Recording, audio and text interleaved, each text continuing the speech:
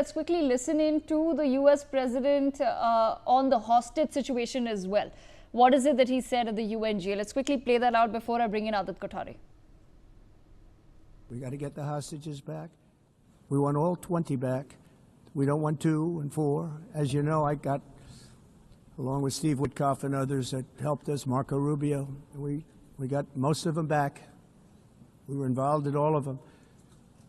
But I always said the last 20 are going to be the hardest, and that's exactly what happened. We have to get them back now. We don't want to get back 2, and then another 2, and then 1, and then 3. Have this process. No, we want them all back, and we want the actually 38 dead bodies back too. Those parents came to me, and they want them back, and they want them back very quickly and very badly, as though they were alive. They want them. They want them every bit as much as if their son or daughter were alive. All right, Adit, there you heard it. It literally, Adit, at this point in time, it seems as though it boils down to 2 large points, right? Number one is, of course, bringing back the 20 hostages. And the second point, as Arjun was also mentioning, for Israel, it's important for them to know that their future is now protected for the end of Hamas. Which country, Adit, do you feel is in a position to actually broker a possible peace deal? Because it doesn't seem like Israel will ever sign a peace deal with Hamas. They obviously will not do that. So where does that really leave us? Which country, if in my opinion was to be asked, it's probably Singapore. I mean, they've got the most balanced outlook towards this particular issue, where they're basically saying that, you know, they will recognize Palestine the day Palestine basically renounces terrorism, when they renounce Hamas. And that is the perfect and the most balanced approach to this particular issue. The way Donald Trump is basically treating this issue, I think, is more from a view of transactional diplomacy, because, you know, he is sitting down with the 8 leaders of the Islamic majority nations, you know, Turkey, Pakistan, Jordan, etc., and they all have their qualms, right? So where Erdogan is basically saying, you know, this is a complete genocide of the 65,000 Palestinians. You know, the Qatari Emir is basically talking about, you know, attacks in Doha, and then you have you know, the Jordanian king basically saying that, you know, Israel is basically going to be undermining their sovereignty. But at the heart of it is, you know, all of these neighbors are basically amplifying Hamas's existence, thereby threatening Israel. So threatening Israel is only going to make the situations worse. And when it comes to the Western nations, you know, my own country, United Kingdom, France, Canada, all of these countries which are actually bending down to recognize Palestine are not doing it out of their, you know, out of the plight of the Palestinians, but they're doing it because they are currently being held hostage by a certain group within their own countries. So, like Arjun mentioned, you know, the protest that we saw in central Rome, where, you know, it was complete barbarism and vandalism of all sorts. That is predominantly because Italy did not recognize the state of Palestine vociferously. But what people need to realize, and what I think Trump is going to do, is basically he's actually sent. I think, in my opinion, he's basically green-lighted that, you know, West Bank is also up for grabs, which I think is the wrong aspect from this.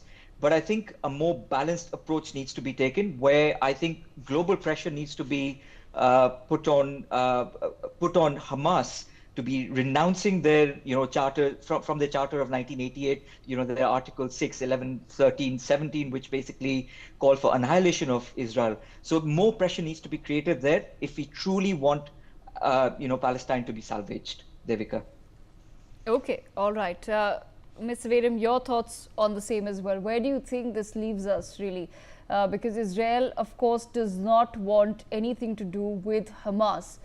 When we talk about brokering a ceasefire, or when we talk about brokering a peace deal, who is that between, essentially?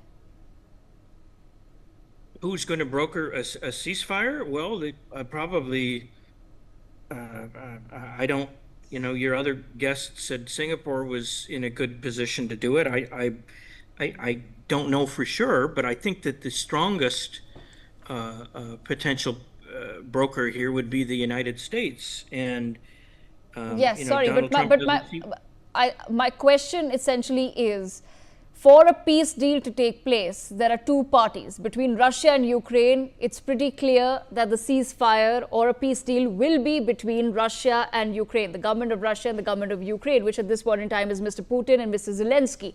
But as far as the Israel-Hamas war is concerned, when Donald Trump talks about a ceasefire or a potential peace deal, who is the other party along with Israel? Because Israel clearly does not want anything to do with Hamas, and rightly so. I think the only person that can make, the only country that can make them, that can enforce a ceasefire is the United States. That's the only country that has a lot of pull with it, the major country that has a lot of pull with Israel. But Donald Trump doesn't seem to be very interested in it right now. But, you know, that can change. The U.S. State Department is generally interested in talking. But I think that the United States has made it clear, Donald Trump has made it clear, he wants to see some movement on the release of the hostages that Hamas has had for nearly 2 years now, and he wants the bodies of those Israelis who were killed by Hamas to be returned. So I think unless Hamas starts making overtures towards, or at least starts to make gestures towards doing that, I don't think that anything is going to happen. I don't think that there will be peace, and I don't think the Israelis will take it seriously unless Hamas, puts up or shuts up. And right now, Hamas uses every opportunity that it can to keep stalling. And, now they're being rewarded. Now that, 4/5 of the countries that belong to the United Nations, 130 or something, countries have now agreed to recognize Palestine. Hamas just keeps getting rewarded over and over again. So why should they change their behavior? I don't think they will. And I think that this war is going to continue for the foreseeable future. I don't think there is a possibility of peace right now. Okay, all right. On that note, I've run out of time, but I thank all of our guests for joining us to take this conversation forward. We leave it there.